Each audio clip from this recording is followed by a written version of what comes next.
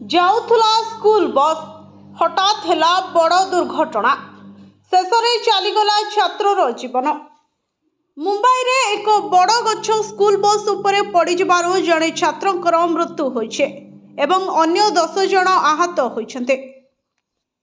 Chembur road number 11 रे एही घटना घटिछे जेउठारे मोट 13 जन पिला यात्रा करुथले।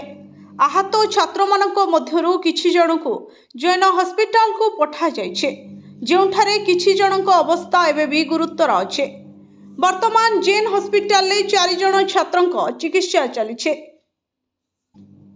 एही समय रे जरूरीकालीन उद्धारकारी दल गाड़ी भितरे फसी रहितबा गोटिए पिला को उद्धार करबा पई पड़ितबा गछकु काटी देउथबा देखबा को मिलिछे।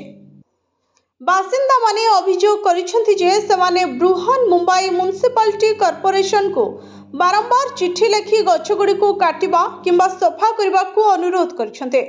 उल्लेख करिसेंति जे पूर्वरु एही अंचल रे समान घटना घटिथिला। अनेक चेतावनी सत्वे कोनोसी कार्यानुष्ठान निया जाय नाही। एही समय रे भारतीय पाणीपाग विभाग आज मुंबई एवं यार उपकंठरे प्रबल वर्षा एवं झड़ वर्षा हेबार पूर्वानुमान करिछे। अन्यपटे नवी मुंबई रे प्रबल वर्षा लोकंको कष्ट को आहुरी बढ़ाई देइछे। पूर्व अंचलर आवासिक सोसाइटी गुड़िकर पार्किंग स्थान रे वर्षा पानी पसी जाइछे। प्रबल वर्षा जोगु सानपड़ा अंचलरू एपीएमसी रास्ता पर्यंत पानी जमी रहितला। एही रास्ता रे प्राय 1.5 फुट पानी जमा होइथिबारु लोकंको पाई चालिबा बहुत कष्टकर होई पड़िछे। रिपोर्ट करा जाउछि जे ड्रेन गुड़िकर सठिक सफा न हेबा जोगु पानी शीघ्र निष्कासन होई पारु नथला एवं रास्ता रे पानी जमी रहितला।